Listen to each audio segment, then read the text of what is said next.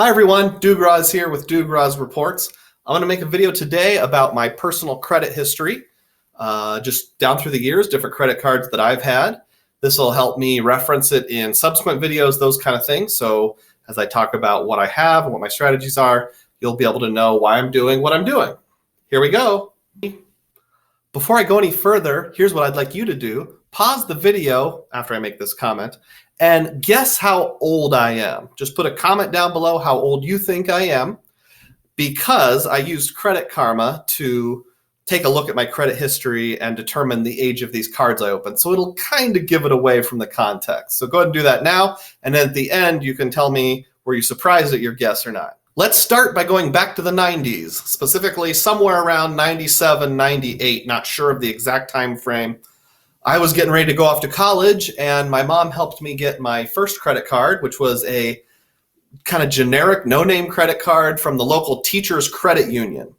And I don't know when, but at some point I canceled that card and it no longer shows on my credit report, probably because it was more than 20 years ago, I'm guessing. And I don't even remember what bank issued it or what the name of it was, but that was my first credit card, and it had a credit limit of like $200 or $250. Now let's look just a couple years into the future.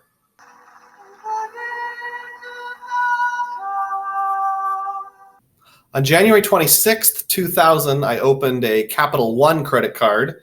This was not a rewards card, just the generic Capital One card. And I don't remember what inspired me to open it. I probably saw a commercial that asked what was in my wallet or something like that. For a long time, it had a picture of the Statue of Liberty on it. And at some point, I converted it over to the Capital One Quicksilver card, just a product change. So at least I was getting some sort of rewards on it. Still have that card, so that's my oldest active credit card. I only use it occasionally just to prop up my credit history. In 2001, I got married, and on July 31st, 2001, I opened a Discover card and added my wife as an authorized user. Now back then, at least the way I remember it, the Discover card only had 1% cash back on everything as its feature. And at the time, that was a big deal. I mean, whoa, 1% cash back, why not use it? There were no rotating categories at the 5% like there are now.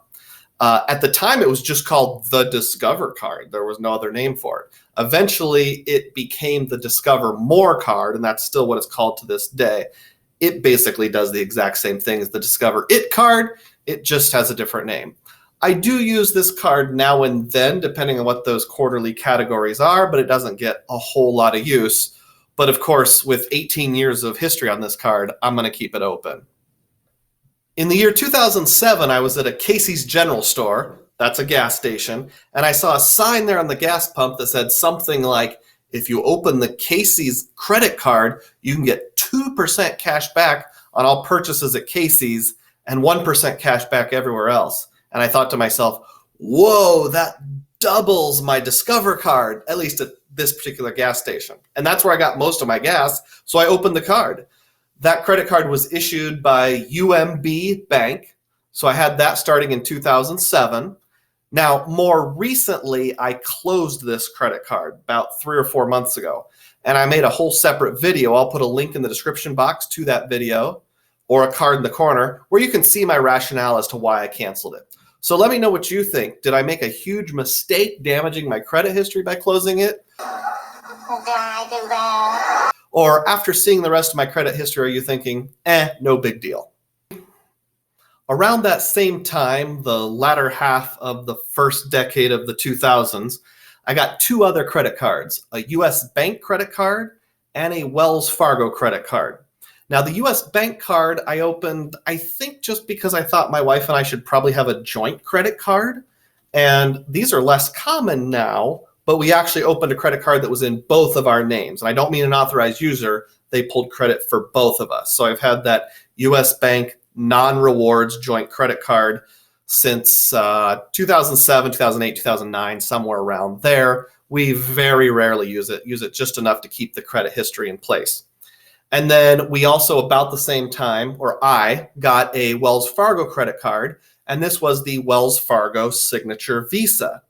At the time, I was a Wells Fargo employee. I only worked there for about 16 months. And I got it as part of a employee package. It was like an incentive. You could get this credit card.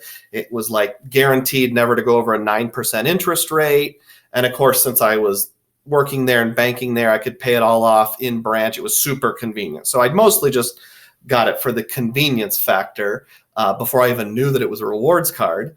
And then the funny story is the first time I ever made a non-cash rewards redemption, do you know what I bought?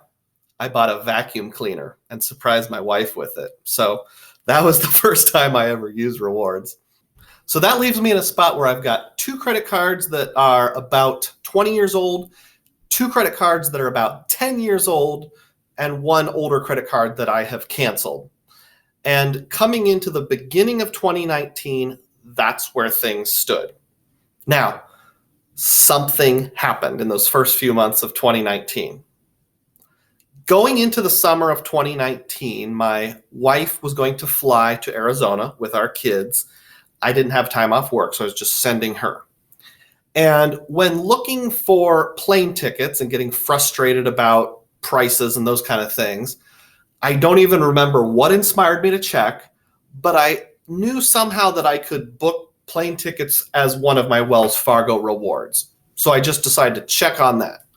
And I pulled up the Wells Fargo GoFar rewards page, and sure enough, found out that using points, I got a 1.5 modifier if I used points to buy the plane tickets instead of paying cash. So that blew my mind. And I was like, whoa. That was awesome. I didn't know a lot about credit cards, but I knew enough to know that was stuff I paid for anyway, and that's a lot of value. That's 50% more value. So that's when I decided to start looking into credit cards a little more seriously. So that incident with the plane tickets made me search for better value than the 2% at Casey's and the 1% everywhere else with Discover that I had been getting. And I went on a little bit of a spree, getting 3 credit cards in about a 2-month period. First, I got the Amazon Prime Rewards Visa Signature Card, which in hindsight, I think that's still a good choice. We do use Amazon quite a lot. My other more successful YouTube channel is about mattress reviews called Dugra. So go ahead and look that up. I'll put a link down below. I do buy mattresses on Amazon 3, 4, 5 times a year. So obviously 5% cash back on everything I get at Amazon isn't too bad of a value. The second new card that I got was the American Express Blue Cash Preferred card. And this one was a great choice for our family. I don't regret getting it at all, even in hindsight. At the time, it had a $300 sign-up bonus, or at least that was the offer for me, even though the screen says $250, and 6% back at supermarkets, which we found out includes Walmart online grocery. That's where we do most of our shopping. I did a separate video about that. I'll put it up here or in the description box. So that was our second new credit card. My third new credit card was a Citi card. Now, I started out looking at the Citi Double Cash card. I was thinking 2% back on everything. That's pretty good. And I did a little bit of research. The problem was I did just enough research to be dangerous, but not enough to get all of the information. There wasn't major harm, but here's what happened. So I read the comment section of a YouTube video where someone said, you can take out this credit card instead, the Citi Rewards Plus credit card, meet the sign-up bonus, spend $1,000, get 15,000 points, which equates to $150. Then after you've got the sign-up bonus, you can switch to the Citi Double Cash, which does not have a sign-up bonus. So that was my plan, best of both worlds. So I applied for it and was approved for the Citi Rewards Plus card. And shortly after getting it, I called Citigroup and asked them that very question, can I do a product change? And they said, you have to have the card open for at least 1 full year, a rolling 12-month period, before you can do a product change. So the guy who told me I could do a product change as soon as I got the sign-up bonus was wrong. So I did get the sign-up bonus. I got my 15,000 points. And I really regret taking out this card because of the Chase 524 rule, which I'll talk about in just a moment. I made a whole nother video talking about what's wrong with the Citi Rewards Plus card. It has no annual fee. So it's not like it cost me out of pocket money, but really, when you think of opportunity cost, it was not a good choice. So I'll put that in the description box as well if you want to see my video on this particular card. So after this is when I found out about the Chase 524 rule. Now, if you aren't sure what that is, just Google it. There's a ton of information out there. But I'll give a real brief mention that it means Chase Bank has a rule that you cannot be approved for a Chase credit card if you've received 5 or more new credit cards in a rolling 12-month period from any bank. That's for personal cards. It does not apply to business cards in the same way. So when I found out about that rule, what I realized was I've already burned through 3 of my Chase 524 slots with the Amazon card, the American Express Blue Cash Preferred, and the Citi Rewards Plus credit card. Now, in one of those cases, the Amazon card, it was actually issued by Chase Bank. So that would have counted as one of my 5 opportunities anyway. So not a big deal. The American Express BCP card, it's such a good card. I really don't regret it anyway because our family gets a ton of value from it. The one I did regret, as I mentioned before, was that Citi Rewards Plus credit card, nabbing one of those very valuable 524 slots. Just making me, I found out that within the Chase rules, as long as you're under that 524 with Chase, you can apply for business credit cards and not have it count as one of the 524 slots. You still have to be under 524, but it doesn't count as one of your choices. So I do have a small business, my other YouTube channel. I also officiate high school football. So my next application about middle of 2019 was for the card in the far right here, the Chase Ink Business Preferred. And I got the bonus on that with the minimum spend. That was 80,000 Ultimate Rewards points, a great value.